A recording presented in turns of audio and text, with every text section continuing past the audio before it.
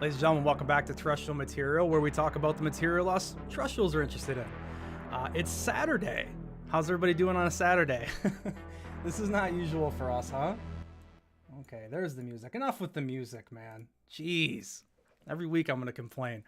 Good to see you, Sapphire. Thanks for showing up, buddy. I know it's late in the night for you, so it's definitely cool to see you. Nick, always a pleasure. John, Rotary, man, you guys are in for another dose. Dude, last night was hell of a conversation. No, I can't lie, man. This morning I was listening back to some of it, and it was a really, really fun one, dude. And I don't mean to toot me and Nick and Ollie and Lee's horn a little bit, but I don't know if you guys will find a lot of conversations like that are out and about right now. At least ones that are just like discussing the theory of what's going on, what we think might be going on. Not telling you, hey, this is what it is, got to be this way. You know, just some guys having a good chat, dude, and having some fun. So, yeah, if you guys haven't checked that show from last night on Alien Addict, dude, it was a lot of fun, without a doubt. Anywho, do like, share, subscribe for the show, all the YouTuber mumbo jumbo. We'll get that out of the way. I'm sure Rotary is actually happy now that I changed the, what is it up here? This is the @ for Twitter or X. So it's out of there now. No more ice cream shots. At least not on YouTube. Oh God, this thing is making a little bit of noise. I got to grease it up. But yeah, that's changed now. If you are not following on X for whatever reason, there it is. You can go check that out. Make it a little bit easier for everybody. So, dude, the way this week started, I thought, man, I mean, for me, it's gonna be busy, right? Like Alien Addict from Friday, show today, and then Philip Mantle tomorrow, right? So it's felt plugged up for me as far as getting things around and being busy with the topic, right? But the news, it seemed to be really, really slow, especially at the start, right? And the interesting thing about ufology, it feels to me every single week, is that like you get going and it's always like Thursday, Friday, right? Everything drops like Thursday, Friday in the week, and you're just bombarded. And then you got your thumbnail you're trying to make, and you're trying to get that around. You're like, I don't want to post it too early, don't want to post it too late, but it's got to be topical. And dude, it is a nightmare. I think I got a little bit lucky because there's stuff to go over with like Greer and obviously the CE-5 stuff, and there's been talks like we talked about last night, Ross Colhart episode where he had like Tim Burchett on. I got to look at this camera more. There's a lot. So I want to kind of go through things step by step. And sometimes it makes things difficult because you get a certain order that you want to go through, and that changes all the time, especially when I get up on a Saturday and I keep looking at Twitter because there's more news. So what I want to start with, I was originally going to start with the CE-5 stuff, the NHI demons. However, I don't know if you guys have had a chance to see this come across Twitter yet. Let's get over to the big screen here. 1 second. All right, here we go. And you know what? I don't want this full screen just yet because I want to still make the point with this at this point. We can do that though. We can bring that up. Okay, so we've been talking a long time. I mean, I was kind of mentioning a lot of this stuff back in July when Grush originally came out as a whistleblower or what have you, whatever you want to say that he is. When he first came to Congress, I said, man, this is a dangerous thing for the topic if we don't actually, get some real hard evidence to move down the road, because it's such a inflation of hope that if the balloon gets popped, there's going to be trouble. You're going to lose a lot of people down the way. So that was July.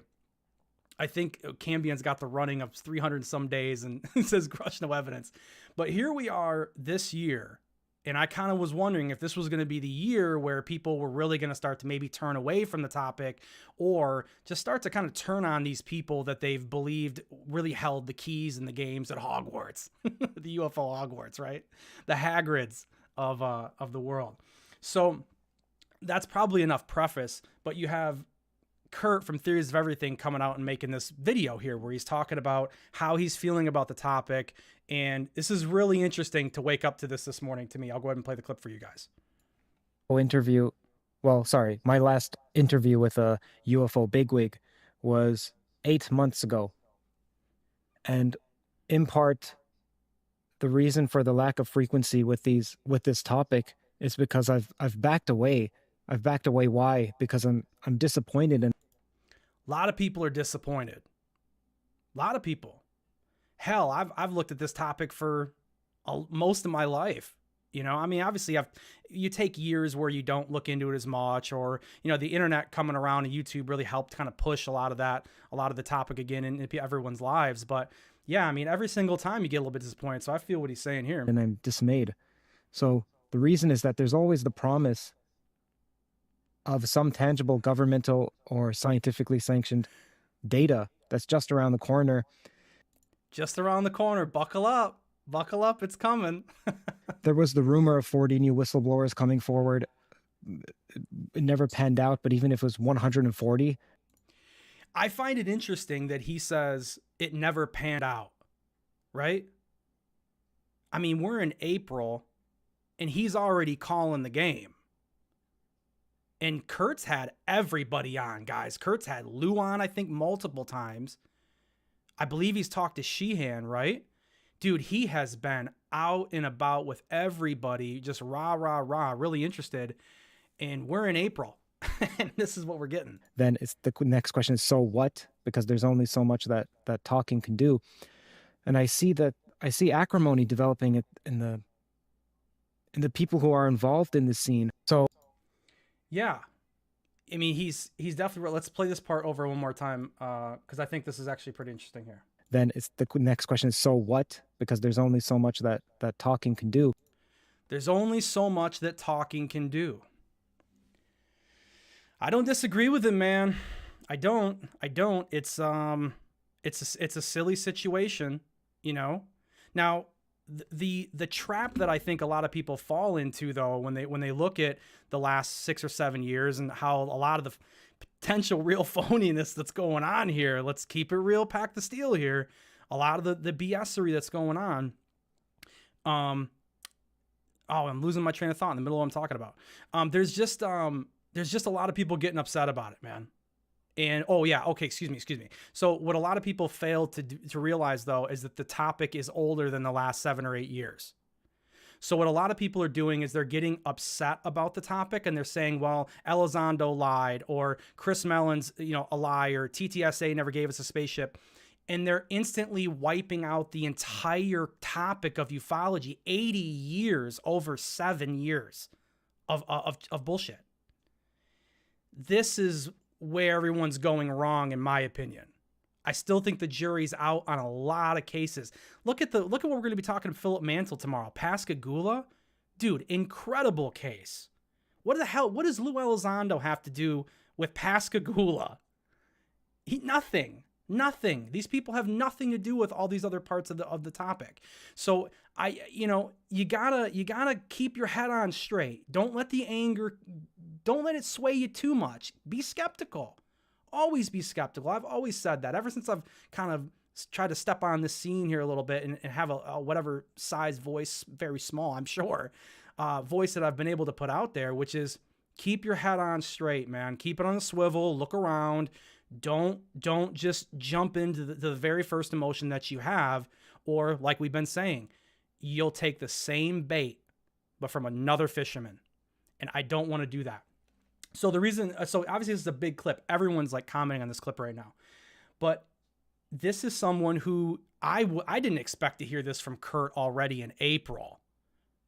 It's pretty early, and he's a smart guy. He's tuned in. He's not a dummy. He's definitely got a lot of sense about him. And then you have Jay from Project Unity. Kurt saying what people are thinking.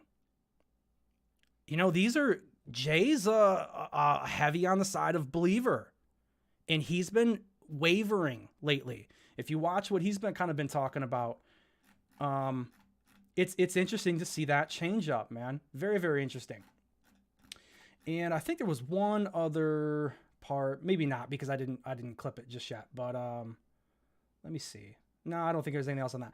Now, just to kind of give another opinion, because I think I kind of wanted to come at this from 3 angles, right? And maybe it's only 2 angles, but Jay, mega believer side, he's kind of turning. Kurt's, really smart. He's a little bit more in the middle ground, but I still think he's still leaning on more believing. Now, let's take another view. John Greenwald, and I was going to clip this for last week, and I was kind of looking for the place for it, to be honest. But when I heard Greenwald bring this up, when I heard him talking about this in his AARO report review, and if you haven't seen John Greenwald's AARO report review, it's really good. It's really, really good. I have a link for it in the description, and you guys can go watch it. He does an incredible breakdown. Me and him made some pretty similar points. I was kind of surprised. That gave me a little confidence. I was like, oh man, I must not be talking too crazy, because this guy works with government documents all day, and he's kind of coming to a lot of similar conclusions. So it was really cool to feel that I'm kind of on a good route when I'm looking at those government documents and kind of breaking them down. It was very nice. However, I digress. This was a really, really good point that he makes along these lines. And I'm going to tell you this. It's really hard what we're about to hear from him. It's really hard to argue this. It's very, very difficult. When I heard it, I had to stop and I went, God, dog, no one could have put it better than the way he did. So let's get to it here. That obviously ties right back to the same core group of people. Those names that we've heard quite a bit about and even from in the last 7-8 years. Robert Bigelow, Dr. Hal Puthoff, Dr. Colin Kelleher, all the people that were involved in that original OSAP program. Fast forward to the Kona Blue proposal. That is what the government is seeing. All roots to those people. And I tend to agree with him on that. I'm going to have to pause this every once in a while, guys. But yeah, I tend to agree. A lot of links here. A lot of OSAP, ATIP, Kona Blue. We're seeing that. Yet absolutely no evidence exists according to this report. According to the report. report. I'll revisit my statement one more time. It's time for the quote. So he's not saying there's no evidence at all. He's saying, according to this report, there isn't, which I think is fair. That's fair. Whistleblowers to become whistleblowers without quotes. Okay, I went over top of that for you guys. My bad. Let me start this right here. Time for the quote, whistleblowers to become whistleblowers without quotes. If Dr. Hal Puthoff truly has the key to unlocking the cosmos here and that he was involved, it's time to come out with it. If any of the people that David Grush talked to, all the list of 40, and I'm completely wrong that Dr. Hal Puthoff is on that list, that's fine. We know Dr. Eric Davis is by his own admission. And we have a good idea of the Davis is, not even from his own admission, but what we showed a couple of weeks ago when he was hinting at Kona Blue. He's posted that on Facebook, that he's one of those people that fed David Grush information. Then let Eric Davis come out and bring that information with him. Time to become a whistleblower. Stop with the Facebook posts. Stop with these private organization lectures where you hint and drop breadcrumbs. Stop with teasing a book for years on end. Man. If there is something there and people are holding the keys to unlocking this for us all, who are the gatekeepers? Yeah. Man, dude. How can you argue that, dude? I don't know.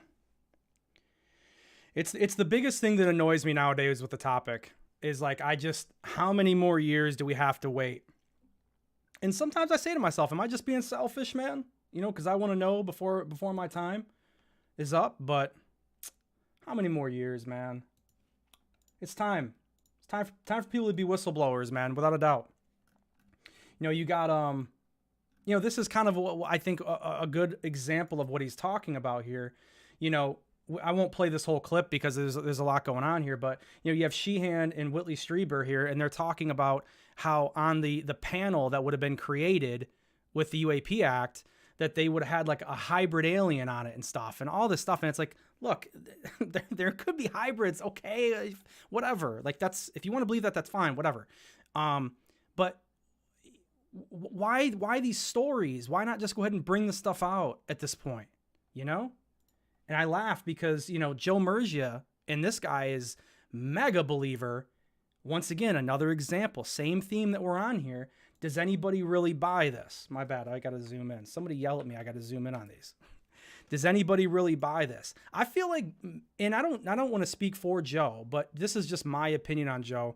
I feel like a few years ago, he would have been maybe on board with this more. I could be off, but even he's starting to really kind of look at this.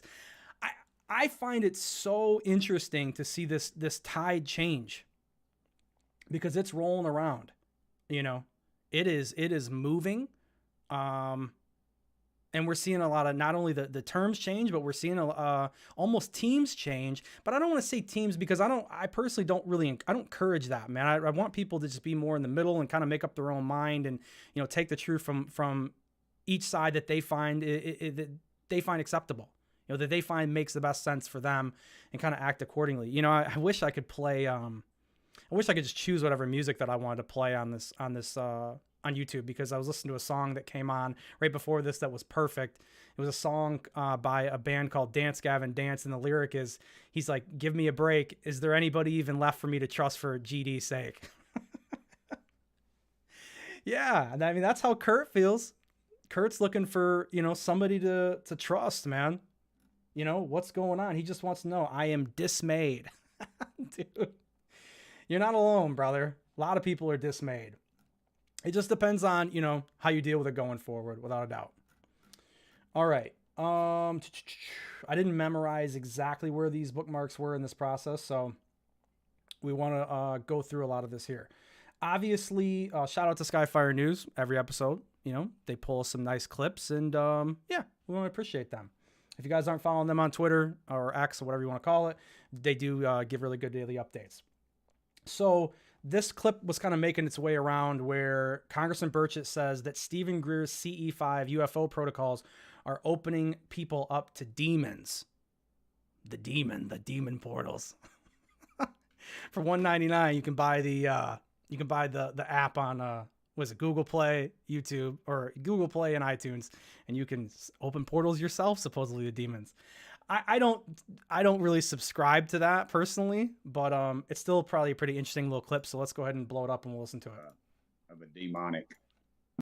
I think that there is a movement in the UFO community that people are opening themselves to demonic suggestion. I know people are doing seances and things to bring these craft down or in or something like that. And to me, it reeks of a demonic suggestion. You open yourself up to that. My dad used to say, if you open yourself up to that, that's when it happens.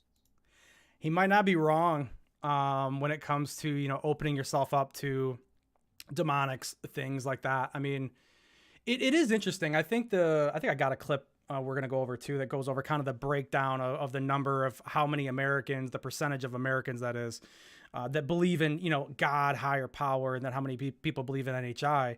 I think if you do believe in God and you have like some kind of faith-based system like that, angels, demons, it sounds crazy, but it's kind of weird. You kind of have to believe that there's demons, right? You don't have to believe that they're flying around flying saucers. We're not going there with it. But I mean, you have to believe that there's some kind of NHI in that way, right? There's angels, demons, and things like a Ouija boards and stuff like that. I mean, I wouldn't mess with a Ouija board personally, but you, just to be safe, right? Just in case, you know, I don't want to deal with that. So, yeah, I mean, if you open yourself up that way, that is a way you're probably opening yourself up to it. You never know what could happen with that.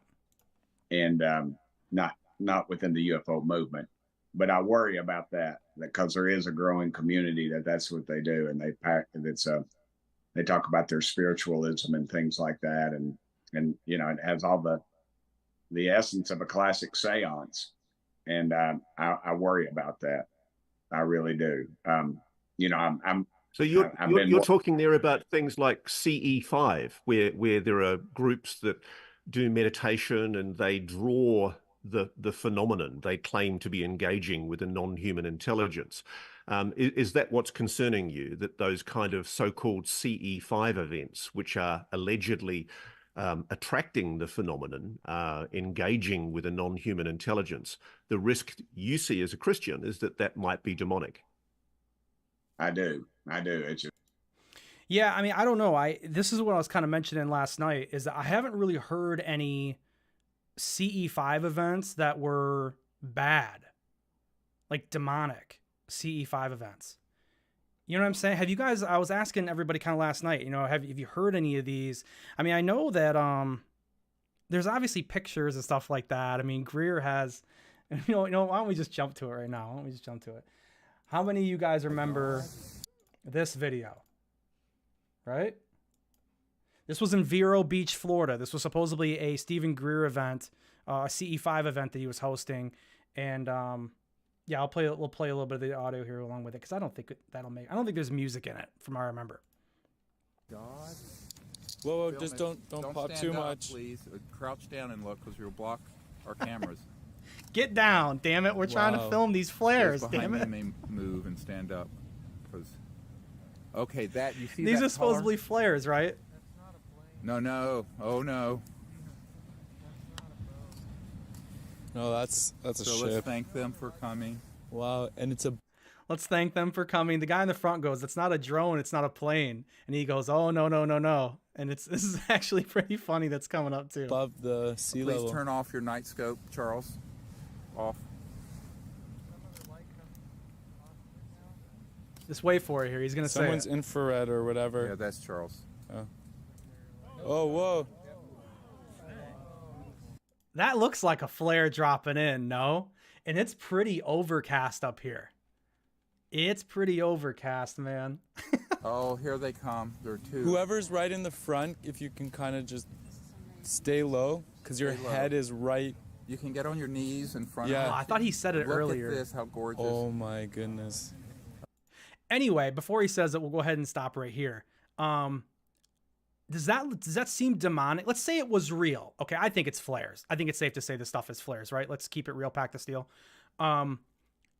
Yeah, I think it's flares, but I don't get a demonic sense. If this is somewhat, maybe it's representative of what some people have a CE-5. I don't know. If it was, okay, does this seem demonic to you? I don't see that. Okay, so I'm looking with the night scopes. There's no smoke. There's no trails. These are not flares. Isn't that interesting what he just said? I'll play it again, dude. This is like the guilty thing, okay? This is like... Okay, so I'm looking with the night scopes. There's no smoke. There's no trails. These are not flares. I'm looking at the night scope. There's no scope, or there's no smoke. There's no flares. Dude, like, who said flares, Greer? No one here is thinking this is a flare. The guy said drone and plane, but that was that. I mean, to be honest with you, I don't know if I would have went to flare right away if I was sitting there. Maybe because of how the second one came down.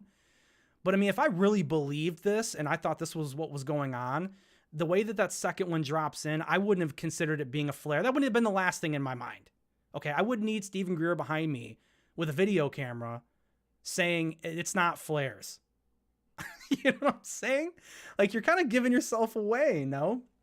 So I don't think it's but just for, conversation's sake, if that was real, doesn't look very demonic. Now, what I also polled is I had a good thought the other a couple days ago, and I was thinking these CE-5s. What do we know about CE-5s? What have we heard people like describe them as and experiences, and not only just that, but like somebody that we actually can all know, like we all know, we have a recognition to. So Tom DeLonge talked about this on Coast to Coast, and I believe he only talked about his CE-5 experience one time.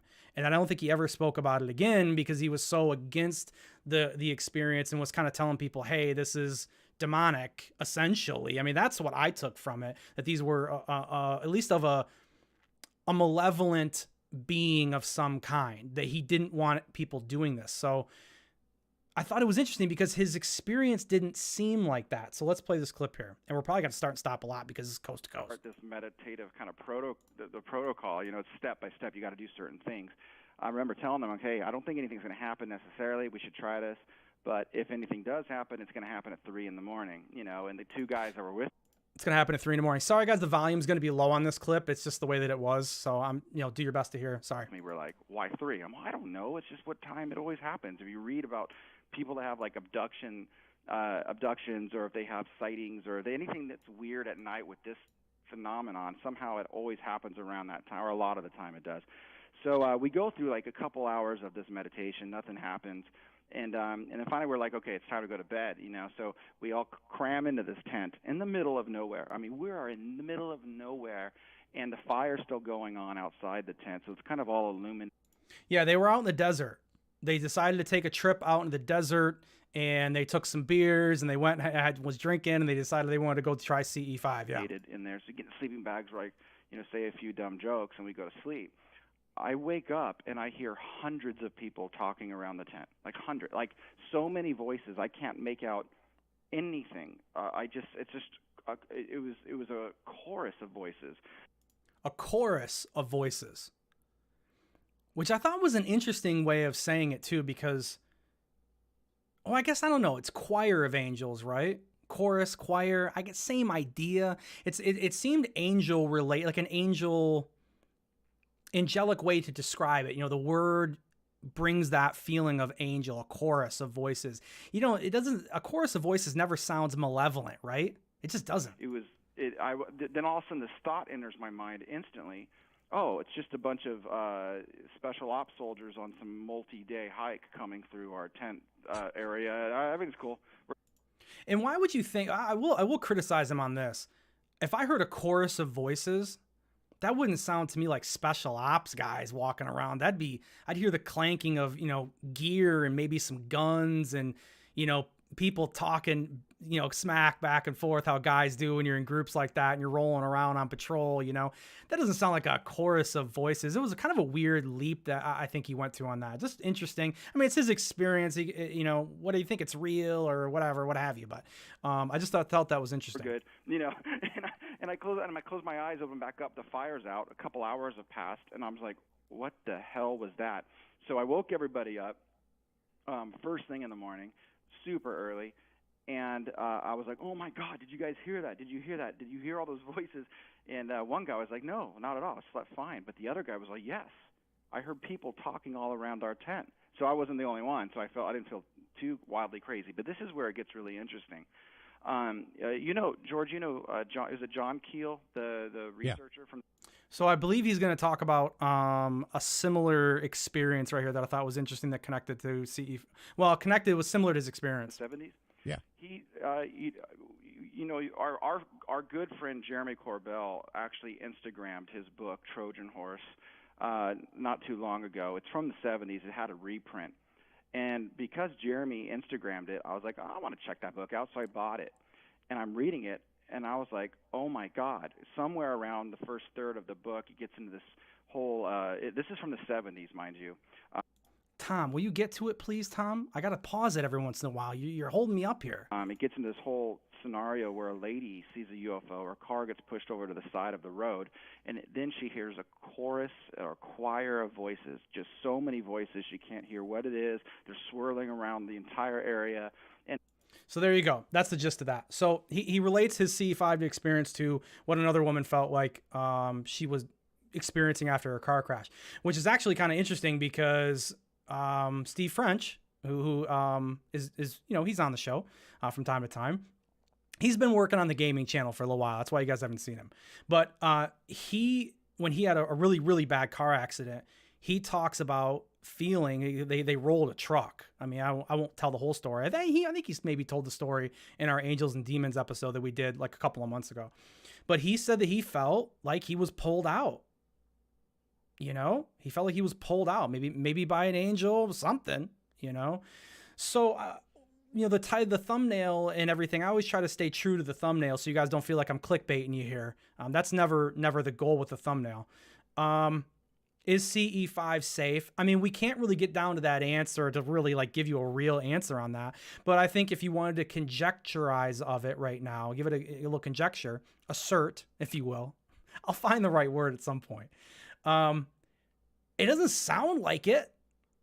I don't know. It doesn't sound like that to me, but he seems to have that feeling that there's something demonic going on with it. Let me see. One question. Oh no, this was one. Oh God, you know what? I'm a crapper here, dude. On this one, I crapped this one out. Well, we'll just come back to that in a second because that was I wanted to go over that when we're talking about Kurt and all of them, but I don't want to derail us from where we are now. So gods, angels, demons, CE-5. Is there a link to it? I don't have any evidence to tell you that. I'm not going to tell you to believe something like that, man. Would I suggest that you go do it? Would I suggest that you go buy a Ouija board and go test it out? Probably not, dude. I'd probably suggest CE-5 over an Ouija board. The Ouija board just seems way scarier to me. I don't know. That's got the willies involved with that. But 18% of the world is Catholic, 32% Christian, 26% Muslim. NHI, replacing ET, Catholicism, you know, where are we at? Are there demons? Dude, the topic is all over the place right now. And so many people, you know, believe in some version of this phenomena. It's hard to say. It's hard to say. You know, you have things in the Bible interesting. Like for instance, like Burchett thinks the Ezekiel's Wheel is a thing. This is what he believes. Let's play the clip. Read my Bible, and I'm a born again Christian, and I have no problem with there being other life forms out there. I don't see the Bible limits that. I hear people say that it does, but I just don't in the vastness of God's great universe. But Ezekiel, you know, Ezekiel saw the wheel, and it was you know, this is a King James interpretation from, I believe, my friend there, is it Aramaic? Is that what? Yeah, I think Aramaic was the original one. I think when the movie The Passion of the Christ, I think they originally wanted that to be in Aramaic, or maybe they did do a version that they dubbed over Aramaic. I can't remember. There was something Aramaic that was tied to that movie. Obviously, The Passion of the Christ was the crucifixion of Christ movie that Mel Gibson directed or whatever. That was some years ago, huh? Wow, that was a long time ago. Really, honestly, unsettling movie. Really tough to watch, dude. I think I've seen it once. I don't think I'd ever went back for a second viewing.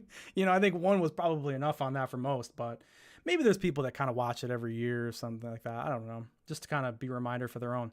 However, so yeah, I mean, this is just this was a big kind of part of the week. You know, this was a big moment in the week where you have Colt Hart and Burchett and this theologian that are kind of sitting down and talking about this topic and what they feel. And it's interesting to see people in Congress like Tim Burchett, because, you know, the UAP caucus and everything that they're doing for the select committee, and they're trying to get more answers to figure out, you know, who's lying. Is AARO lying? Is you know, are these whistleblowers or people that they've spoke to, are they lying? So this is why I look into this. It's not just for the fact that it is interesting and fun to go over, but it is a good to get a sense of who these people are in Congress that are looking at this and where they're kind of coming from. I think it's always good to know more if you can. Let me see if there was anything else. Well, yeah, I mean, this is in the Bible too. I thought this was an interesting picture here. This is supposedly, this is a painting of the baptism of Christ. Not in the Bible, a painting I meant, not in the Bible. But you look at that, you got a little like UFO there. Dude, this stuff. There's stuff like this out here, man. I don't know. It seems like hubbub and hoobaloo sometimes when you think about this stuff, right? But it's like if you're religious, I mean, you kind of believe in this stuff, man. You believe in it more than you think you do. I mean, you're supposed to, because that's what you're doing when you go to pray and you go to church. That's what you're saying. If you believe in angels and demons, that's kind of... Now, whether or not that's the phenomena, like I said, that's up to... Your mileage may vary when it comes to that. Mine definitely does. Let me see. I think that's probably good on that. You know what? Before we move on, let's go over this clip then, because at least we're still somewhere near it. Now... When John Greenwald said, hey, look, you know, we need more people to just go ahead and come out, talk is cheap, essentially, you get a lot of pushback on that, where people say, look, they have these NDAs and they're afraid to kind of come out and talk because this is their job. This is their lives. They don't want to get in trouble. They don't want to be put to death, or, you know, whatever these NDAs are supposed to say. They don't want any reprisals that go along with it.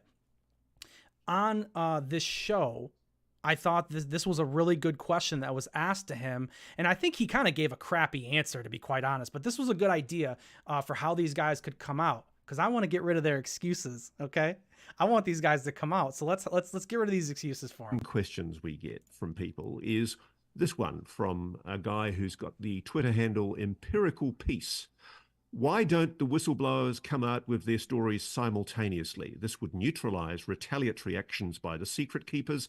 In fact, any retaliation would expose their deceit. Someone needs to organize this. And my dear friend... Yes, this was a good idea. Strength in numbers. Have you guys heard this yet? Why don't the whistleblowers come out on their own stories simultaneously? Dude, if you had 40 people come all out at once, you know, some of them got video of the body, some of them have videos like the 23-minute video. Other people have documents that show these other programs or show things that they've done in these programs. Dude, how could they get in trouble? There'd be way too much evidence. Like, how would you... It seems like they couldn't debunk enough of it fast enough to really hurt these people. This was a cool idea, right? I thought it was. And so he's just saying, you know, come all out together and avoid the drama. Now, this is Coulhart's answer to this. Seat. Someone needs to organize this. And my dear friend, Empirical Peace, I assure you, I have tried. One of the problems... Have you, Ross? Have you?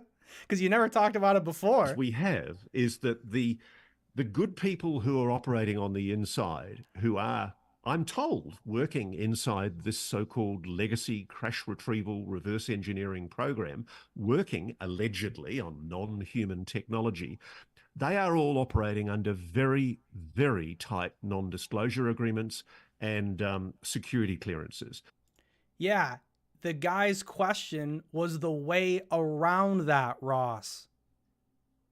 Your answer to the question of getting around the NDAs can't be they have NDAs.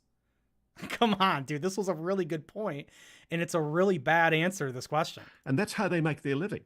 They're good people. They're patriots. They're people who love their country. Yeah. They don't like the idea of sticking their necks out on public television or in Congress because in all likelihood, it'll get shot off.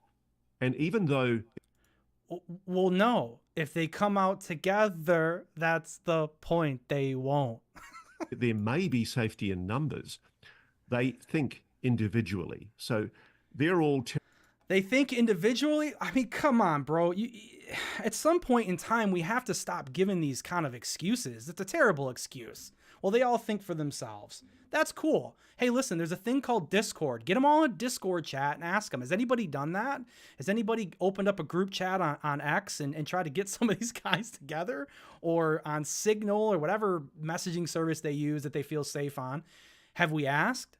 Have we tried to formulate that? I don't know, dude. This sounds like a really bad answer, and it's not.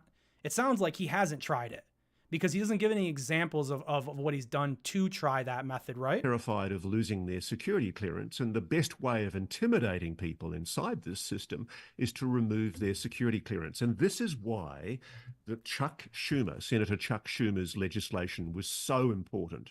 It was neutralized so ruthlessly and effectively by, in particular, Congressman Turner, Mike Turner from Ohio, who just didn't want that legislation to go through in its current form. It would have provided those whistleblowers with the protections they needed.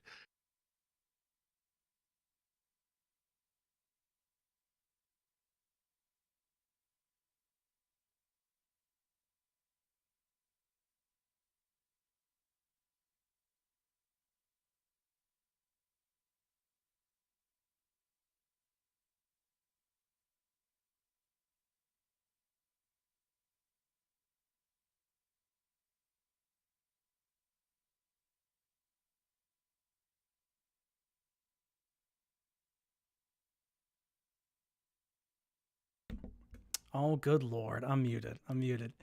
Yeah, no. So I had simply said before it went quiet, I was saying, you know, I at least give him a couple of points for taking the question, because if I was him in his position, the way I feel that he's kind of more than bent the rules a little bit to to quote Chris Mellon, I probably would just sort of avoided that question, because especially his answer is terrible. It's really not a good answer at all. So I'll give him a couple of points for at least, you know, putting himself out there a little bit more vulnerable. But, you know, I have to, you know what I started thinking about right now? He said he knew where one with UFO was so big. They had to build a building around it, and he hasn't told us yet. I'm taking the points back, Ross. I'm taking the points back. He's like, you know what? Then I'm striking your YouTube video, buddy. You go for it, bud. You go for it. Like Rocky told Clubber, go for it. All right. So, yeah, I thought that was an interesting deal. Okay. What do we want to go to next, man? We can either do, you know what? I'll let you guys pick. We can either go over Jaime Maussan, the mummies, because there was a bunch of mummy stuff that went on. So one in the chat for mummies, or we can go over the Lou Elizondo book, website, YouTube release that came out this week. What do you guys want first? I mean, we're going to go over both, but I don't really care. And this is kind of cool for you guys to direct the show a little bit, right? Sound fun? One in the chat for mummies, 2 for Elizondo. What do you want? Do. They're like, dude, we don't care, bro. Just pick. Just pick. John Stokes coming in with the Elizondo. He's coming in with the 2. All right, we got 1, 2. Get your phones out, boys. Terrestrial Material is a cool dude, nice bloke. Really knows his UFO stuff too. Hey, man, I'm trying, brother. You know, I'm just a simple man. I'm a simple man. Just my few opinions. It's 50-50 right now. We got Sapphire. He wants the mummies. We got John with the Elizondo. Somebody's going to break the tie here. Zach Dicas Mansour is here as well. I should say your name the way Rich does. Zach Dicas Mansour. Gabs is looking for the mummies. All right. Welcome to the show is coming in with the Elizondo. So what? 1, 2, 3. And then 1, 2. Oh, we got more mummies though. Okay. Now I got to break somebody's heart here. Let's go over the mummies. John's like, dude, I've been here since the beginning. Just play favorites and pick me. Listen, let's go over the mummies. There's not a whole lot to go with the mummies. So I knew that if the mummies won, it wasn't going to be that big of a deal. We'll get to the Lou stuff as well. So let me find where we're at really quick here with the mummies. Now, as you know, well, you maybe have heard, that is. Look at Jaime. He's like, they got the video right in his face here. That's not the first one. I'm looking for the first one. Dude, maybe there was a lot of these. Okay. Now this is a 3-minute clip once again from Skyfire. We're not going to play the whole clip because the point will be driven home with just a few moments here of it. But here we go. Good morning. Oh God almighty, boys. That's loud, huh? Good morning. I'm sorry for the interruption. We're doing a preventive action with the Ministry. So this is the Peruvian Ministry of Culture. Jaime held another conference there in Peru, and these are the people that essentially are there to protect the culture. I mean, they think that what he's doing is wrong, and these people have showed up to kind of crash the party and take the mummies. So this is kind of what's going on here. So this woman is with the Peruvian culture. Now, there are people... There's a conspiracy theory that says, that this was set up. This was like here from Jaime to show or to try to portray that these are more real, that they want to come take them. Because why would they take them? But yeah, so we have anti-mummy on the left and pro-mummy on the right. So here you guys go. Ministry of Culture with the specialized police of cultural patrimony in regards with the exception of the tridactyl Nazca bodies. You know that the public minister, we protect all of these objects, and we want to know who is the responsible of the event or who custodies all of these beings. Hey, you got to give her some credit, right? She walked up and just grabbed that mic and said, hey, it's my show now. Dude, she did not care. He seems a little floored by it, but I do respect that he just kind of lets her talk. I think that's the good play. I think keeping a cool head in a situation like that is very smart. So I give him credit there. Especially of cultural patrimony. John says, is there any truth to the rumor that they wanted to take them away to destroy them? Dude, I have no idea. That's the side of it that I couldn't really get a good beat on, to be honest. I looked, but all I could ever find was that they just wanted to confiscate them. So I'm not sure. I'm going to raise a suit with all of this information that you're giving us here. These bodies are going to be presented here.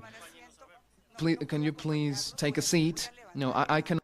He tells her to sit down, dude. Not be here with you. I'm going to rise the lawsuit so that we can make a custody.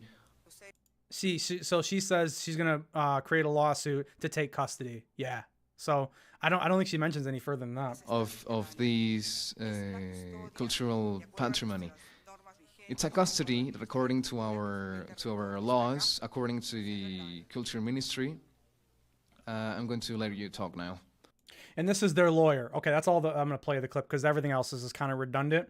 But this woman that's coming up here to stand here, this is the lawyer for them, supposedly. This is all alleged. I guess I gotta put allegedly on this thing because who really knows?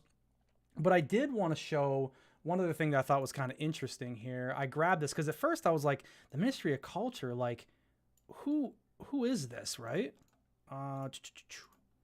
So I have a link.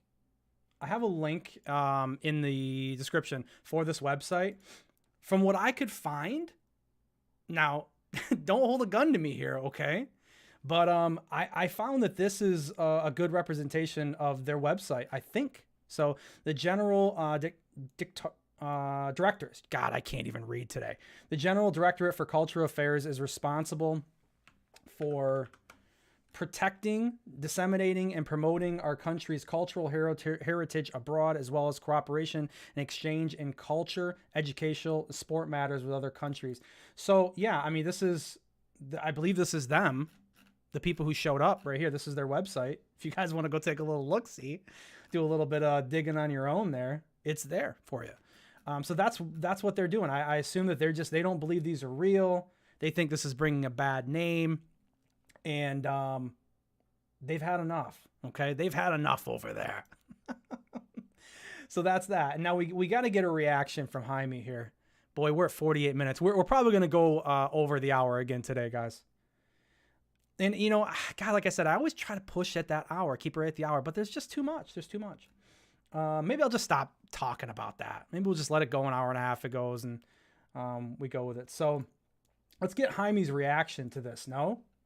Why not? Why not? Moody Mongol says, well, production costs for the show appear to be in line with South American TV. Yeah, I don't know. The director. How's it going, Jeff? Good to see you, man. You guys in the chat you guys are active today, man. I appreciate you guys being here and coming and saying what's up and having the convo, man. It makes it, I can't say it enough, it makes it so much more fun for me to see you guys, you know, jumping in and you know, we feel like we're all together, man. We're in a big group. It's cool. So let's take a look at this thing. Real quick, can you update our English audience real quick on what's going on? Just a real quick. You can see how the government of Peru is against this finding. If they say that these bodies are fakes, why are they here? Are they real? He's a good salesman, no? That is like the best thing you could have said is, if they're fake, why do you care? Oh my goodness, bro. He is truly a master. What do they want to stop? If this is a finding for humanity, what is happening here? Well, I'll say this though, Jaime. They probably want to stop it because they don't believe it's real. Because they think you're making a mockery out of their culture. And that you might be putting these together with some glue, you know, and some bodies, some kids and stuff.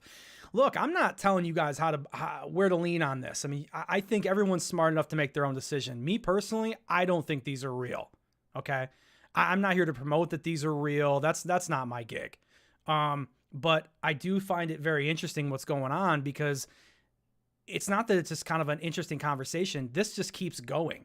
Like every week we're getting more and more about this. So it's a growing topic. And so we at least ought to look at it. You know, it's something to look at, something to throw around the room. They never wanted to investigate this. They said from the beginning that they were hoaxes. And now they are very valuable. They are here to confiscate them. Why? Why? Why? Dude, he's so great. You understand? I understand. I love accents from different cultures, different race. I love it, man. I would say like things in a more British voice more often and stuff. Like I love like slang from other countries. I just love it, man. I don't know. It's great. That's the way it is. That's what we had to confront in this country for 7 years. So right now, they're here to confiscate the actual bodies that are here on the property but they right are now. not here. Okay. They are not here. So he didn't bring them. Okay? They're not here. They didn't bring them. So I think that that's smart. That's smart. Maybe do you think he got tipped off? Maybe somebody told him, "Hey, when you're going to do this, don't bring the bodies." I don't know. The other thing is there's so many of them, right? There's tons. This is another argument I have for, just sending one to Harvard or Stanford to have them take a look at it. I've had people say, "Well, then they're just going to keep them, man." It's like there's so many bodies. And there's large bodies and there's small ones that are the size of dolls, and there's such a variety and an amount of them. There's supposedly more that are buried. If you want to subscribe to that, then you'd have to subscribe to there's even more of them there. There's not really a way to gather all these and end this. Like, even if the ministry was here today and were to get some of these, you think Jaime's not got some more around the way somewhere else, stashed away? I mean, it's not like they shouldn't try if they don't believe in it, but at the same time, it's kind of like you're trying to hold water in your hands. It's just going to slip through, right? We were not so stupid to bring them here. Did you expect We're not so stupid to bring them here. this to happen today? Man. Did you have a feeling they might show up? We thought that could be possible. We didn't think that this was going to happen. I didn't think they were so stupid to do this, because now the attention is in this investigation. I don't think they were stupid. If they think they're real, I don't think that they're stupid, because if you remember a few weeks ago, I believe it was this same Peru Ministry of Culture that intercepted a few of these and said that these were fake. And so that all they've ended up doing was turning the heat up. Now, if they would have, before they supposedly intercepted them and then decided that they were fake, if they would have done this first without any kind of evidence to back it up, which it sounds like they have, it sounds like it, if that story is true, then this was the smart way to do it. It's a process that they're going through, which also makes it sound like it's more legitimate to me that they actually showed up and did this, that it wasn't Jaime calling in the police on himself or sending some people that were dressed up. It sounds like they're building a case, right? Over time, takes some time to do that. Now, ufology's had 80 years to build a case. Can we get somebody to go ahead and pull the trigger already? Figuratively, on the truth, that is, not on someone. We got to be careful on the internet nowadays. But yeah, they're building a case, man. That makes sense. Right. What they wanted to do is now going to be the opposite. Now the people is going to want to know why is so much behind this? Why the police is here? If this is not important, why are they here? I don't know. I don't think that, Jaime. It doesn't make me think that they're more legit. It makes me think that it's kind of like, how I take it? Maybe this is a good example for how I think about it, right? If someone were to take a picture of you and make a meme out of it on the internet, right? And it's not you, whatever position that they put you in or whatever, and making fun of you or however, just because you would like to take that picture down, that doesn't make that picture true. It just means that you don't agree with the message and that you would like that message to not be continually portrayed as to defame you. Same idea. That's how I'm taking it. So it doesn't prove that they're real, Jaime. I know that's the salesman approach, and he's making a good approach. I'll give him credit on that. He's going there. If I was gonna, do a hoax or something like that, he's probably going about it the right way to do that. There's some more photos that were involved here, some screenshots behind the scenes. There was some media here, right? There were some people here. A lot of cameras going on. But that's there. Did you guys see this video of Ashton? Dude, this was incredied. I guess just a little levity break here. You got Ashton here boxing. Dude, dude, I can't get over it. That was so funny. I had to bookmark that. Let me see. Oh, okay. The last piece of this that I do think is really, really interesting. All right. And good to see you too, Moody. Thanks for stopping by, brother. Let me see if I can find it. There's a tweet that is from Gary Nolan right here. Right here. And I'm going to zoom in on this for you guys. a little bit more, because every time I click it in the middle, it goes over to the right and it does the opposite approach of what I want it to do. So here is Gary Nolan, and Gary Nolan's actually reacting to this event that was happening there in Peru. He says, great. These are the kind of experts one needs for initial validations, not an immunologist like moi. Now, a lot of people say, what is he talking about? Great. These are the kind of experts. What experts is he talking about? Well, the experts that he's talking about are, as you hear my scroll wheel feverishly scroll down to try to get to this, to save the suspense and nail the point in time that we want to hit. Oh my God, boys. You're like, I'm dying. Who are these people? See, I have my bookmarks all in the same folder, but I can't arrange them. Could you imagine how smooth this show would go if I could move these bookmarks around exactly where I want them? Just go bang, bang, bang, bang, bang. You know how smooth this would go? Okay, here it is. Here it is. Here it is. We found it, boys. We're saved. We're saved. And this we will put on this far side here, okay? So this says, breaking news. The best USA team that you could possibly ask for is currently in Peru on the ground studying the bodies. If they will be allowed to study this properly going forward, we might get some answers. This team is Dr. James Caruso, Chief Medical Examiner, Coroner, City of County of Denver, Colorado. Now, I don't know if I'm really versed on medicine enough to say this, but to me, a coroner, I don't know if that really would transfer to this. I mean, I know that we're saying these are dead bodies, but I don't think all dead bodies are the same especially when you're coming from this angle, right? So I don't know. The coroner seems weird. So this whole best USA team that you could possibly ask for, we're going to kind of give our own thoughts on that. Yeah, I don't know about that. Forensic anthropologist, Maryland State Medical Examiner. I mean, anthropologist is good to have there. And then Dr. John McDowell, and that was William Rodriguez, by the way. Dr. John McDowell, retired professor at University of Colorado, forensic odontologist. Now, I believe this has to do with teeth. You know, looking at teeth and kind of judging them. Now, these mummies, have you guys seen teeth on these? I haven't seen teeth anywhere. So I don't know. It's weird. I don't know why you would pick an odontologist. Or odontologist, however you want to pronounce it. So is this the best team we have to offer? I don't know. I say there's probably people at Stanford and Harvard that are probably better than these guys. And they could be great, you know?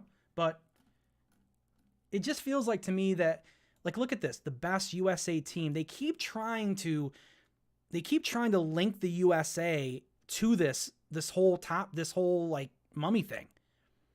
Instead of just going forward and doing it themselves and walking up to Harvard, Stanford and saying, here, be a part of this. They keep trying to attach the name through other means. And that to me feels very salesman-y. I have to say, man, it feels weird. But anyway, the reason why I bring up the tweet from Gary Nolan is because he does reference that, and that is very interesting.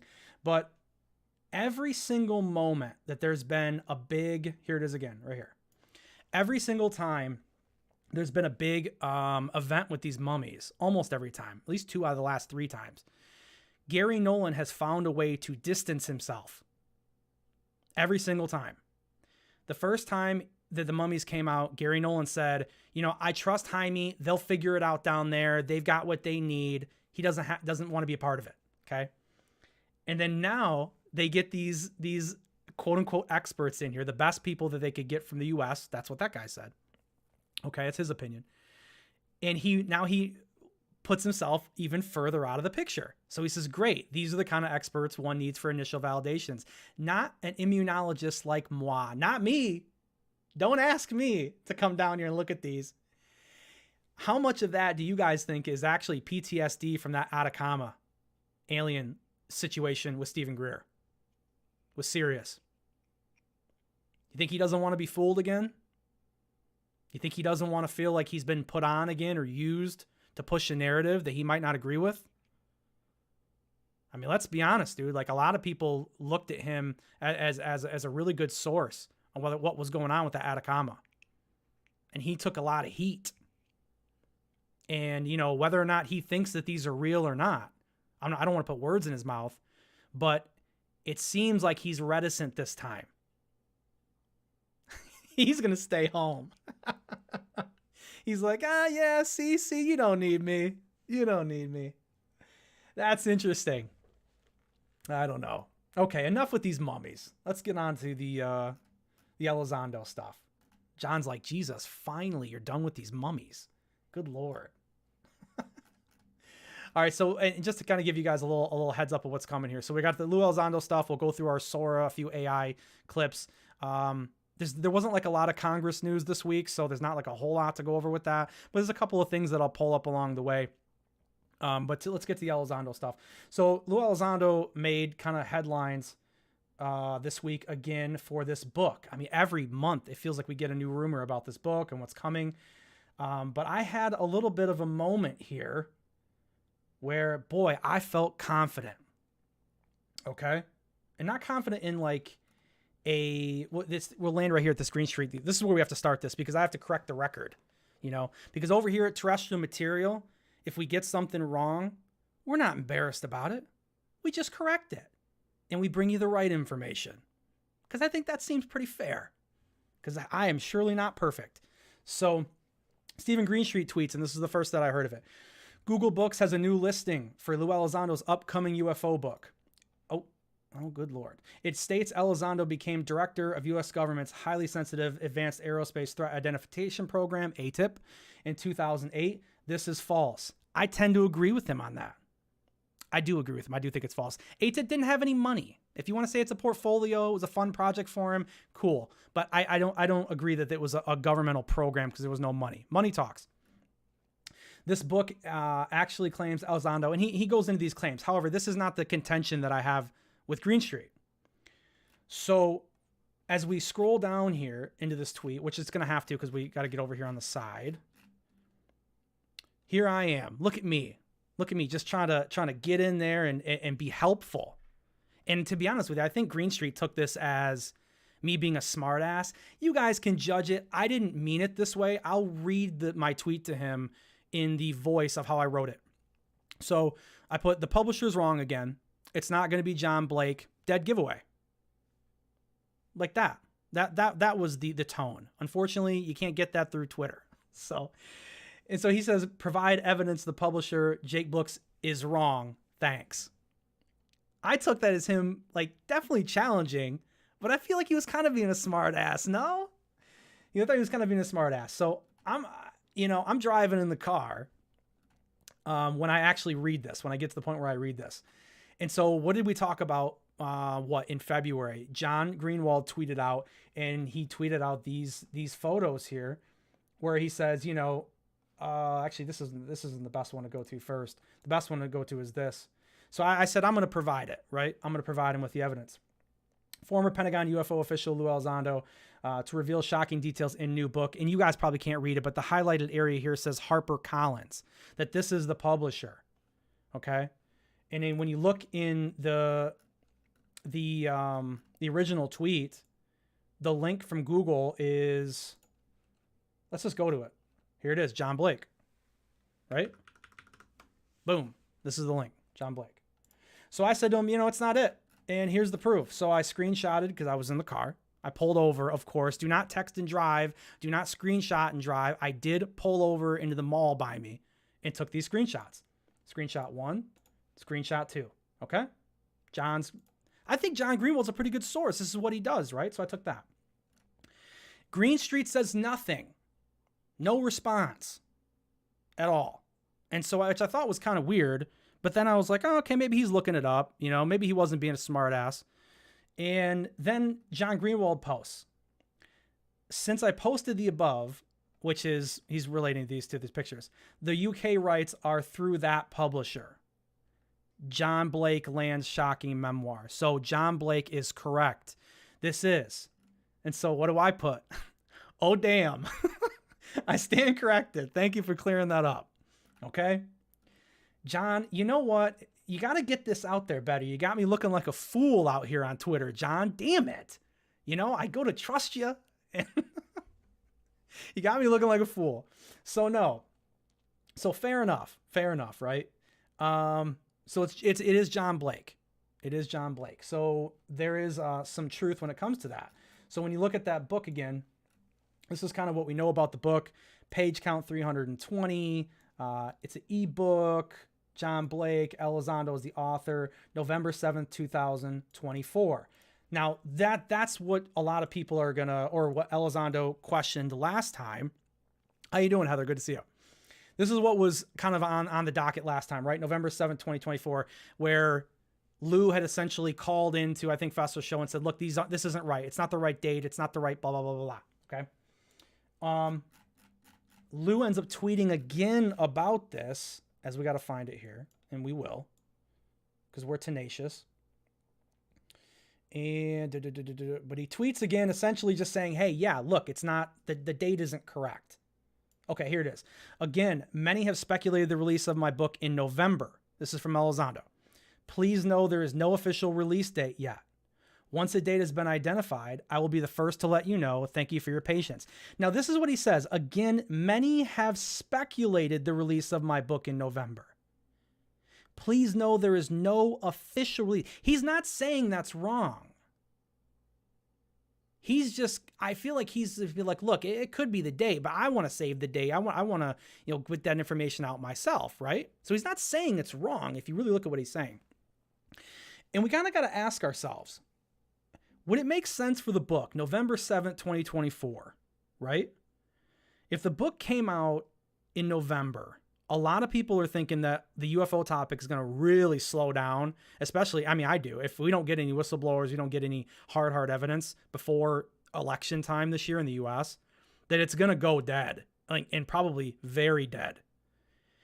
And so if I was Lou Elizondo and I wanted to keep my narrative alive, I would wait until the dire time. I would wait until it looked like all news was going away. And the reason why I would do it right up to that time frame is because you got November, December, January 1st of the year. You got 2 months. That book will probably tide a lot of people over for 2 months. It'll probably keep the hope alive till January. And then when January comes, what can you do then? Well, they can do what they did this year. They can say, well, when February comes, guys, we're going to be getting the hearings. There's chances for hearings. So in January, you can hype the hearings. And that's how you can keep the momentum of a narrative through the election time and then into the springtime, where it seems more believable that Congress is going to grab a hold of this again and hold more hearings. I don't want to give this guy a playbook, but I think it's a pretty good assessment of how you would do that. And I think it is. I think it is. So would I be surprised if it's not November 7th? No, but I would be surprised if it was much earlier than that. If we got it in June or July, I would be surprised. I'm guessing, and this is all guessing. This whole thing is conjecture. I'm guessing that early October is probably where he wants to land. Maybe, I don't know, maybe late. You don't want to be too close to the election, because then you can't get the information of getting that book around is going to be harder, right? Everyone's going to be talking about the election. Even if you're not in the US, you're talking about the election. So you want to be maybe before it, but not too far. Yeah, October, maybe late September. If you really want to get close, I don't know. But I think that's a good range of time. November 7th is probably not a horrible guess for a time frame that makes sense for that book.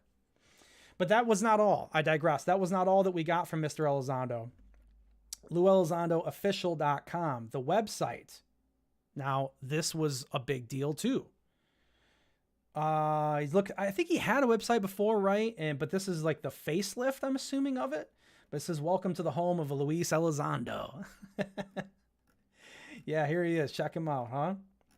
Did you guys want to join the disclosure efforts? Join today. Why delay? Join today. How you doing, John P? Good to see you, man. So, we value your privacy. Well, then reject all that. I don't want any of your cookies. I don't need any more cookies, okay? I got strudel in there or whatever I'm going to eat, dude. I don't need any more cookies. But this is an update to his website.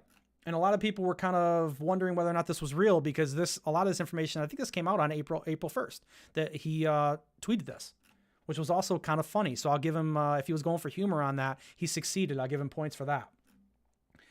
Oh, dude. Okay, wait a second. I got a conspiracy now.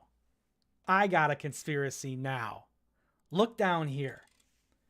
This is, dude, I thought that this might happen. And it did. Wow. If you want proof of this, if you want to go to Skyfire News's channel, I believe it was right on April 1st, they did the episode where they showed this website, okay? And I made a mention during that episode, I was just in chat or whatever, but I mentioned in chat the Elizondo website date. Look at this down here, bottom left, guys. Luis Elizondo 2024. On April 1st, this said 2023. And I made a mention of that because I said, they were kind of trying to figure out, I guess, like if this site was real or what was going on with this website. And I'm like, it's 2024 and we're in April. If these websites are really kept up to date and they're being worked on all the time, that would not be wrong. That would be kept right up to date. You go to any website of a major corporation, any major website that's active, the year at the bottom is always going to be the year that you're right involved in, unless you're, independent or whatever. They changed this week. And I wonder, was Lou, were you watching Skyfire? Did he go, damn, dude, that does look sus. Can we get that date changed, man? I'm sure he wasn't, but that is weird. That is very, very weird. What is it, 5 days later? Boy, oh boy. Dude, this topic is wild.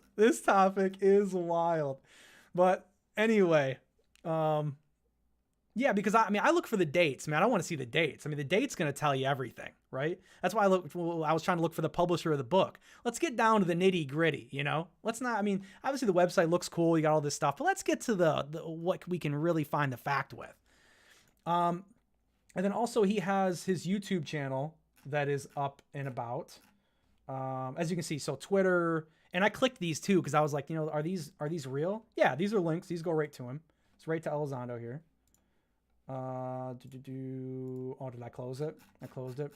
And he's got a YouTube channel. Boom. Here it is. So the guy who's going in all of these chats, right? Is you guys have seen in other channels that there's a guy that says he's Lou Elizondo in other chats. So if you don't see this guy in this pic, it's not the real Lou.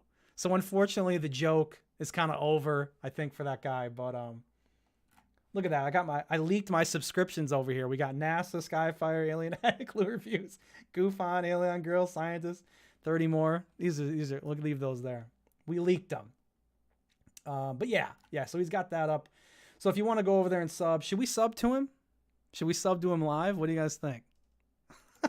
There you go. Welcome to the home of disclosure. Boy, that's arrogant, bro. That is arrogant as it comes. So yeah, there's your whole view. And that's what Elizondo's saying. So there's the denial of the dates, but there's confirmation of the website and things are moving, which makes sense. We are getting to that point in the time of the year where he's going to want to start getting moving here pretty soon. All right.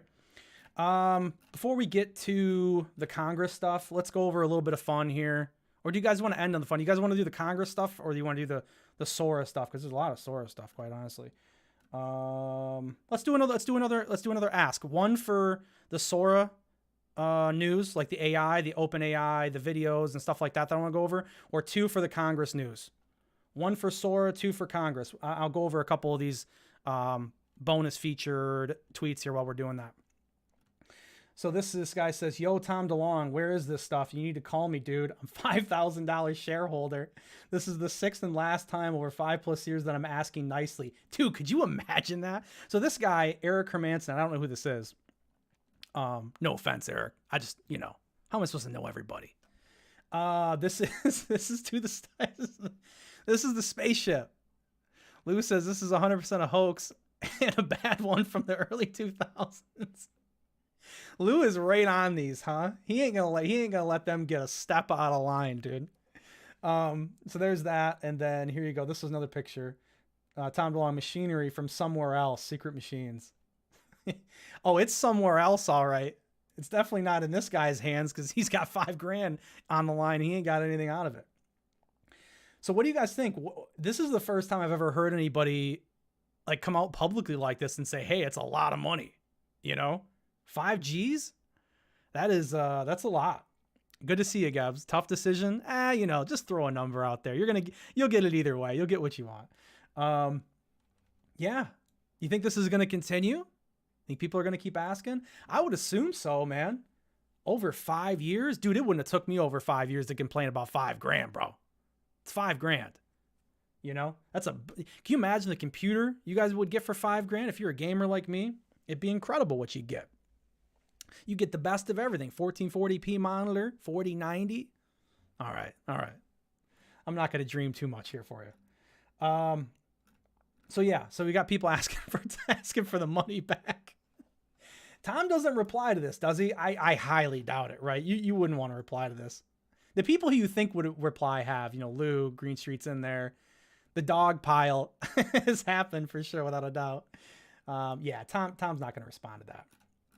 Okay, so what do we got? We had 1, 2, number 4. Number 4. All right, well, here's what we'll do. We'll go to the AI stuff, okay, and we'll end with the Congress stuff. So this week, as you guys know, last week we got hit on a copyright claim. It wasn't like one that like hurt the channel, but they were like, hey, you know, if you don't remove this part of the audio from the video, we can't, you know, put the video out to certain countries and everything like that. So I think they hurt the video's exposure a little bit with that. And I thought we'd get away with it. It was the music during that short film from last week, that Shy Kids short AI Sora. And I didn't think we'd get hit for that, but boy, they tagged us for it. So I just removed the audio from it. But anyway, the reason why I bring that up is because I don't want to play the audio for these anymore because typically we don't need them and it's just not really worth the hassle. So here is the first one. This is from OpenAI here. And this is a kind of a special edition here because we have more than one. Look at these puppies in the snow, man. Wow. That is realistic, man. Very, very nice.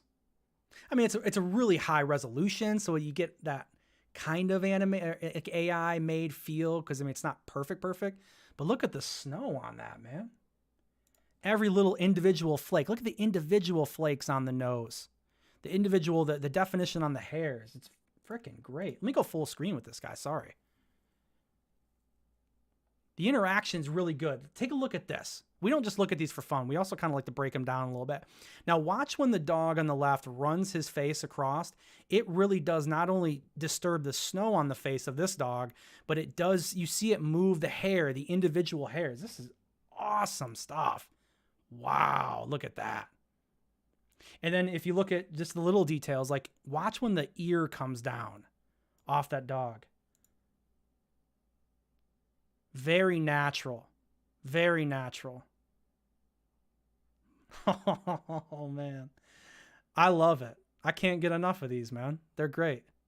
It's great to see it. So, yeah, you get into the nitty gritty. These look amazing. This is another very, very cool one. This is a man's face just sitting here. I think he's on like a train or a train car or something. But the level of detail here, also incredible. The skin tone, the glasses, the depth. The lighting is very, very good. Wow. What do you think this is going to be in 10 years, guys? Holy. You're not going to need actors. Who's going to have a job after AI? Who? You're not going to flip burgers anymore because the machine's going to do it, right? You're not going to be an actor anymore because they're just going to make what they want for the roles. They're not going to write scripts anymore because the AI is going to write the scripts, you know? The AI is going to build the cameras. They're going to have the robots running around setting up the soundstage. Dude, it's just, it's incredible. I mean, you need somebody to kind of do the maintenance, but yeah. Oh God. Okay. I'm letting this one run a little bit too much because I'm talking, but that one's very, very cool. And this is the last one of the three here. This is this octopus. Incredible. That's a crab on him. The crab's like, hey man, come here. Octopus is like, dude, I'm just trying to float around. Why are you bothering me, bro? Dude, insane. Wow. How about that? The detail. Look at the color detail. Look at all the tentacle, the suction cups on the tentacle. I don't know. It's getting better and better and better. Now, however, I will say this, that a lot of people's argument with a lot of these AI from the start is that, you know, some of the fingers look weird. It moves weird. Now, the octopus is probably a good way to get around some of that because it's already going to be flowy and bendy. And so it can hide some of those imperfections that these videos are still creating, or these AIs are still creating. But I mean, just the details, unbelievable, man. I don't know. We've only been talking about this for like 2 months or something that we've been showing these clips, and it's crazy, man. Unbelievable. So when you ask yourself, because I ask myself this question, right? Whoever's designed this OpenAI, whoever these people are, they've got to be making some money, huh? So what are they doing with that money? Because, you know, if they're making millions, I would hope that they're having fun with it. You know, not everybody in the world's ever going to be a millionaire. I mean, that's for dang sure. But this is supposedly Sam. Let me actually do this really quick just to get the name. This is the OpenAI CEO. This is the top guy, Sam Altman, stepping into his. Now, I don't think 20 million is correct. It could be correct, but I don't think 20 million McLaren F1. This is the part of it I don't know if that's real. I'm not a car guy, so I don't know. If one of you guys are in chat and are a car guy and you're like, yeah, that's not 20 million, bro. It's not even a McLaren. You tell me. But this is pretty. This car is awesome. Let's take a look at this car here. Woo! You see, I want white interior on a car like that. You know, I've always wanted a really awesome like Ferrari Spider, like a red Ferrari Spider, that red with white interior. Oh, man, that's what he's buying with that OpenAI. Looks like he's having fun with that money, man. Credit to Sam Altman out there, man. He's out there living it, huh? That thing is mean, dude. That's awesome. Yeah. Guys, we're all in the wrong business, huh? Why didn't we come up with AI? We could have been rolling around like that today. Dude, it's incredible. A couple more things on the AI, and then we'll move along because we're getting right up close to time, 100 or 124. So Google released today, or yesterday, excuse me. Google released Lumiere. Is it Lumiere or Lumiere? Maybe it's Lumiere? Lumiere? I don't know. And it's insane. So Google has got this new AI. So it's literally ChatGPT for image to video, text to video, stylized generation, video editing, animation, in painting. And here are 7 examples that will blow your mind. So they're making it a little bit more accessible. Now, the reason why this is important to know is 20 million is correct, Marcus? Okay, well, Marcus is on point then, dude. He knows. Marcus is like, yeah, it's 20, but mine's 25. He's like, mine's 25 million. You know, he's slumming it over there, Sam is. But the Sora was actually is not open to the public. I still don't believe it's open to the public. So for Google to be releasing this, which I'm assuming this is open to the public, otherwise, like, why are they doing this if it's not? This is some of the first text to video, I think, that we have available. Jeff Guards, you guys got to watch Resident Alien. I think it's a TV show, right? I'm a classic car guy. Are you, Nick? So what's up? Is Marcus? Marcus, I'm going to fact check you here. Is Marcus right? I'm sure he is. I'm just kidding. But what do you think about that car? So here's the thing. You can edit video. If you guys want to play around with AI, look, it's getting easier. It's going to be easier for you as you go. And the last thing, you know, I should end up putting the link for that. You know what? I'll do this. I got a link for the website. And let me put it in chat right now for you guys. Boom. Boom. You hit that link, dude. Take you right over to AI Heaven. You can start taking a look into Lumiere or Lumiere, however you want to pronounce it. All right. And the last thing was this video. And now I don't know if this is real. Maybe it's real. It says meet Blink Eye, the AR contact lens. So the augmented reality contact lens. This is probably fake, right? But even if it's fake, I thought this was a cool like concept to bring up. What do you guys think about this? Because Apple put out their headset, right? Which over time we found that the headset, a lot of people aren't liking it. They said it's very heavy, it's cumbersome, that the features in Apple Vision, is that what it's called? Apple Vision is not actually what it all kind of cracked up to be, what they thought it was ended up being. So instead of having this giant, headset on, this is where I think maybe they're moving to a little bit. Now, you have to look closely to see it, but if you look in his eye right here, this is powering it, I'm assuming, and it's in his eye there. There's a little piece of it. See? What do you think about that? What if that's the next thing to come out? Or what they're trying to get to, right? Now, I think, personally, this could be the intermediary between like an Apple Vision Pro and like Neuralink. This could be like that happy medium. This could be an easy way for people to feel comfortable kind of making that transition from headset to something in your brain. If it's on your face, right? If it's stuck there, it's kind of in your eye. It's not in your brain, but it's still there. It's on you, there's a lot more contact there. Maybe this could be a way they ease you in. Yeah, it's stuck in my eye. What's the difference? Stick it in my brain. I don't know. I just thought it was a cool video, man. Would you get one of these? If it was safe, I'd check it out, man. I would check it out if it was safe. Yeah. But I guess that's just me, man. I'm more comfortable taking a look at this stuff and considering the usage, mainly because I just think it's coming. I don't look, guys, I'll be honest, my opinion, there's no way around stuff like this. You guys can say you're not going to do it, but I think you are. I think you're going to.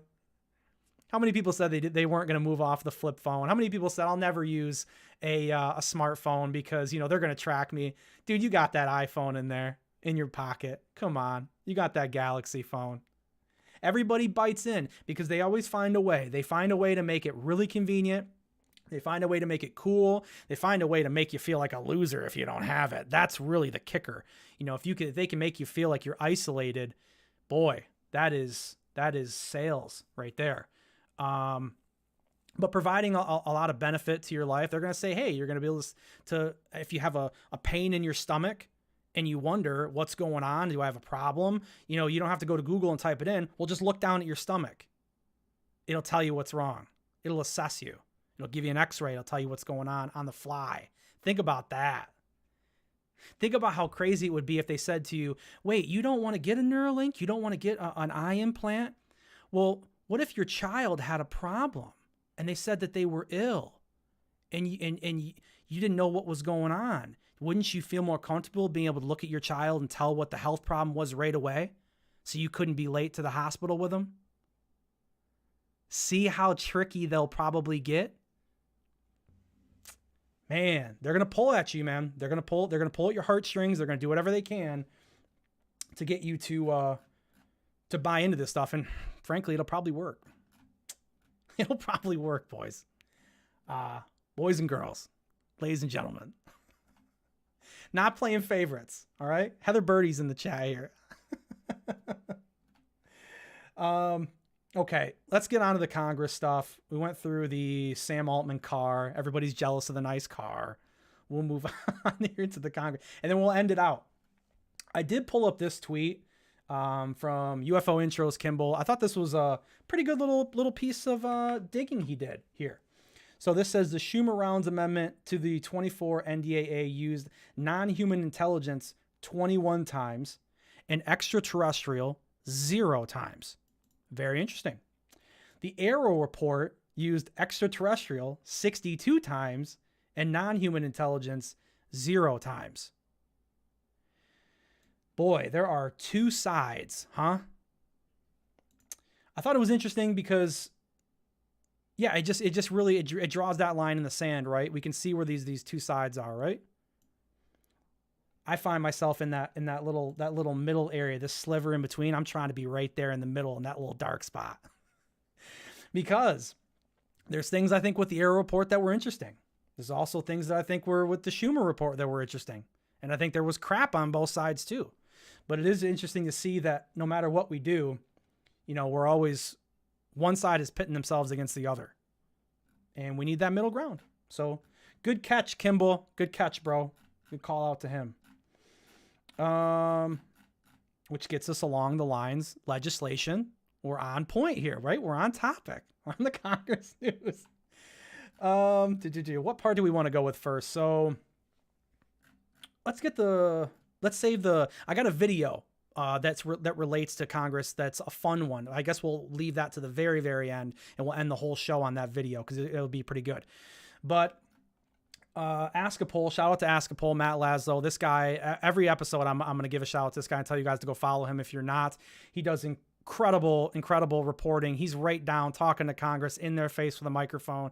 He is on the front lines and he's bringing clips. And I think Congress, like I harp on every show, is where we should be paying attention to right now, because these are the guys that I think are in the middle. And I think that they're questioning both sides of the narrative. And when you question both sides, you probably got a really good chance to get in the truth. So I want to support that and keep talking about what's going on.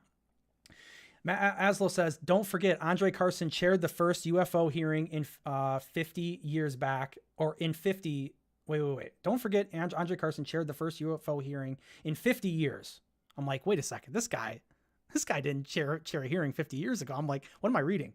Back in 2022, while Mike Turner's been dismissive of David Grush when Grush first went public, Carson was eager to bring him in to testify before the House Intelligence Committee.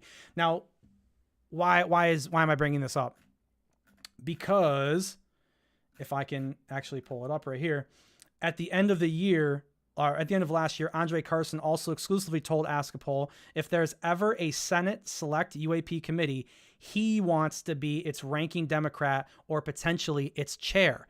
So my hope is that they get this select committee together. It's kind of interesting to know who's going to be where. Like what could be going on with that. So Andre Carson could be a part of that. Now, if you remember him from that hearing, he seemed very, very interested in what was going on. And he seemed like he was going to dig into it. He wanted to find out what the truth was, no matter where the side was. And so I think it's interesting to know that you may or may not have someone like him in a chair position there, and I think that that's great. I was gonna pull the clip of him talking to even kind of drive that point home more, but I'm like, it's all these clips, man. We only got so much time, and we're already over by like 5 minutes. So there you go. So if you're wondering who might be a chair, boom, Laszlo's got us on that. And then this was, I thought, a pretty interesting counterpoint. And as I bring this up, I want to show you guys a picture because I don't think there's a picture of him. But is the UAP subcommittee needed? And Glenn Grothman, it's unneeded. Okay, and we want to know who's saying this. Who's Glenn Grothman? Guys saying that it's unneeded. Boom. This is Glenn Grothman. This was during the hearing with Grush. So this guy, the chairman of that hearing. So when we're going over what's being said here, that's the picture. Oh my goodness, boys, we're losing our minds here. Okay. Sorry about that. Technical difficulties. Okay. So we want to click through this and we want to take a little look-see. And there's audio of this. Now this is really interesting audio. Okay. It kind of goes against what I want done, but there's also kind of some interesting things to go along with. Here you go. Have you seen that letter? Oh, wait. I'm not going to blow your guys' eardrum. I forgot. I got to turn these down. 1 second. Oh, you're not going to go back? Okay. In your committee for asking for a select UAP subcommittee? Oh, I think we're going to hold another hearing in the subcommittee, so that really won't be necessary. Oh, yeah. Like, what do you think of their ask for another subcommittee? Just redundant? So he says, I think we're going to hold another hearing. He's not really on board with doing a subcommittee for it. Not needed? It's not needed because We've held a bunch of not hearings, but briefings in the skiff, and we're going to do something. So as you can read kind of the transcript up top here, he says, it's unneeded because we've held a bunch of not hearings, but briefings in the skiff, which is the sensitive compartmented information facility. Say that 5 times fast. And we're going to do some others. We're not done with it. So he's kind of got like a little bit of a counter opinion on this, and he was the chairman of that hearing with Grush, so I thought that was interesting enough. And this guy, if I am correct, yeah, he's the chair of the House Oversight, National Security, Border, and Foreign Affairs Subcommittee. So he doesn't seem very interested. Yeah. So you're kind of getting these conflicting reports. I mean, but at the end of the day, I mean, it's movement of some kind. I mean, they're talking about it. They're talking about doing more skiffs. I don't think it means that they still won't do one. They still won't do a subcommittee, but you know, it's going on, right? They got something going on. Not saying we're getting disclosure from it. That's not what I'm saying. I'm just simply saying that there's movement. So you're probably going to want to take a look at the movement. So the final thing is the video here, because I know we're right at the time here. There was a rumor months ago, months and months and months ago. You guys have probably seen this video before, okay? There was a rumor that people in Congress were being shown an alien interview, all right? And this is supposedly that video. This is the speculation that they were shown this video. Remember this? The alien interview. This is a kind of a bad version of this video. You know what? Do I actually have the better version of it? Hold on. I think I do. Give me a second here. Do I have the better version? Yes, I do. Okay. I saved this just in case. Now, UAP Mike made he's a popular guy on Twitter, but he made a really good point, I think, about this video that I had never noticed before, and I haven't heard a lot of people talk about. But as far as like the legitimacy is concerned, if you look at these, essentially what this is, I mean, if you've never seen this clip before, this is supposedly an alien interview that had taken place, and this alien was under duress, some kind of physical duress that had happened, and these nurses or doctors, however you want to put it, what have you, medical people, come into the room to kind of assist it as it's going through like this trauma, as you'll see in this video.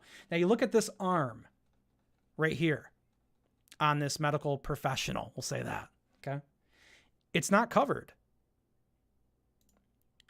Wouldn't you be afraid of viruses? Wouldn't you be afraid of germs and bacteria? Not only for yourself, but for the creature itself, if the creature was real? Now, I don't think this video is real, just to be upfront about it here. I think it's probably a very well-made puppet or something like that. But I thought that was a good point. But it is interesting to wonder, what is Congress seeing? We hear that there are people that are going behind the scenes. We heard about that a couple weeks ago when they dropped the idea, Luna did, of the bodies, right? Like there were supposedly bodies that were being shown to people in Congress. Is this kind of what they're referring to? Videos like this for these bodies? I don't know. I wonder what else they're looking at. But if it's stuff like this, stuff we've seen before, that's got a lot of good arguments that it's not real, that's disappointing. I'm hoping that they're getting new things, new video, stuff we haven't heard before, because if it's something we haven't seen, I think that improves the chance that there could be some legitimacy to it. It doesn't make it legitimate. By no means does it make it legitimate, especially with AI going the way that it's going. But I still think you have a better opportunity for there to be truth in it. So let's just play a little bit longer, but yeah, here it is. What do you guys think? Did you guys think this video was real? 1 in the chat if it's real, 2 if it's not. And I don't care what you believe, man. Be honest. If you think it's real, you think it's real. I mean, you don't take my opinion, man. I'm just a guy sitting somewhere doing some UFO talk today. What do I know? These are just my thoughts, man. Yeah, I don't think so. I will say this though, because I don't want to be fully biased, because that's just not interesting for this right now. I will say one thing that is interesting is this heartbeat sensor that's bottom right. Well, that's the supposed heartbeat sensor, the alleged. I did think when Jon Stewart, because Jon Stewart former wrestler. He's been kind of moving this video around lately. He's got a documentary that's coming out about it. I can't remember what it's called, but he's been doing a bunch of interviews this year, and he's kind of been talking about how this supposed heartbeat sensor is a big reason why he thinks this video is real, because they've looked and they've tried to find something that was similar to this, and they could find nothing anywhere. They could find nothing. So I think if you were going to argue it, like a part of the video that made it actually interesting, maybe you could try to argue that it was real. That's interesting, no? I've never seen anything else like that. So, yeah. I hope Congress isn't seeing this. You know. I hope they're not. What a week, huh? What a week. Okay. Well, there we go. That's the news. It's here Saturday. Obviously, you guys think that video is fake. I'm with you. I think it's fake. Look, thank you guys 5 million billion times, dude, for coming and hanging today and going through the news with me. This has been a crazy busy week, dude. I've had to, if you could see all the notes that I've gotten put together for this Philip Mantle interview tomorrow, and you know, the bookmarks, and trying to get all the notes together for the show, and then also, you know, watch videos and do stuff for Alien Addict. There's so much, man. And the support you guys give with just coming here, saying hello, hitting the like and hitting subscribe, and maybe, you know, laughing at some jokes in the chat, dude, it means a lot.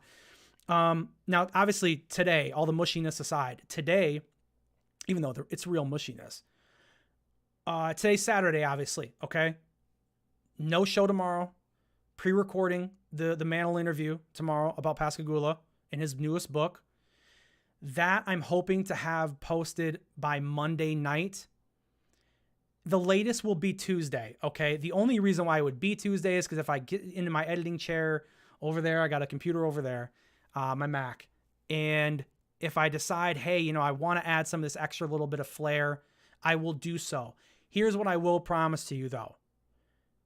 If it's gonna go past Tuesday, I won't do any frill. If it's getting close to Tuesday night, deep into the night, and it's not done, I'm just gonna post it. Okay, I'll back off. Keep trying to. I won't make you guys wait past Tuesday. I can. The only way it would go past Tuesday is if there's a technical issue. If there's a technical issue, I'll let you know. I'll tweet it. And so if you want to follow the Twitter up here, I'll give you guys an update. That's where I'm going to post the video when it's done. The link for it, obviously, it'll be on the channel, but it will be, I'll announce it when it's coming out. Boom, right there on Twitter. So at Terrestrial Matt.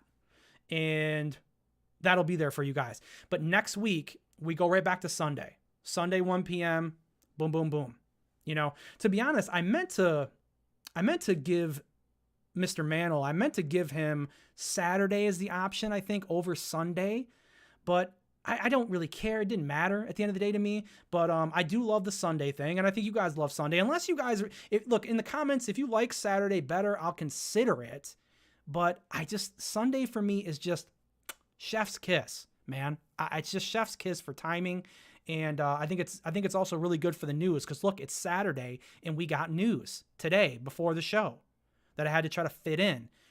When Sunday comes, it's so much easier to have all that prepared. So I feel like I can do an even better show. So, but thank you guys again. Hope you have a really great rest of your weekend. Yeah, I can say weekend because it's still Saturday. But thank you for coming.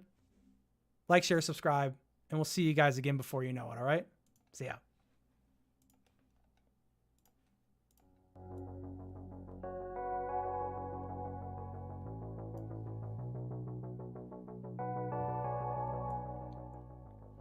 Thank you to everybody that's came tonight as well. We'll do this while we're in the exit stage. Jeff Garvey, Gebs, Moody Mongol, John Stokes, Sapphire Elf. You guys were crazy in chat today. It's great. The Adventures Lounge.